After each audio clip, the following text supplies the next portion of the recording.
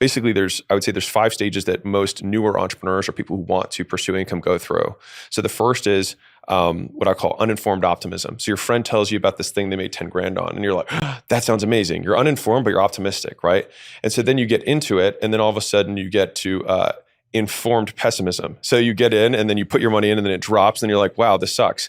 And then, people are like, buy the dip. And so you're like, okay, I'm going to put more money in. And so then you get to kind of stage 3, which is the valley of despair, where you're like, oh my God, I've lost so much money. I have no idea what's going on right now. And at stage 3, there's kind of a fork. And so either people then go, well, my other friend told me about this other thing, and they jump back to step 1 and go to uninformed optimism. And then they funnel through that loop over and over again.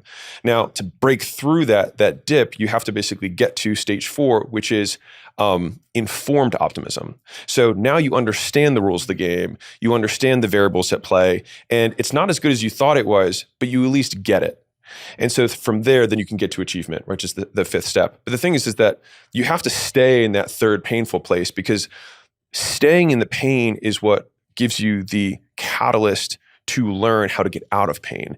And so rather than trying to pull your parachute, it's like, I have to trudge through this so that it forces me to learn the individual skills, the individual variables that affect this outcome. And that means I might have to take 20 more lashings to finally get it. And then at that point, it starts to tick up. Yeah. And then that's when you start to become more of an expert, more of a master at something. Yeah, and if you don't sit in that pain, you're going to keep repeating that cycle with something new. So it was crypto, then it was NFTs, then it was whatever else, just keeps going round and round and round. You've just saved people 3 decades of pain by pointing it out and saying, well, this is what you're doing. Yeah. And here's how to shift that.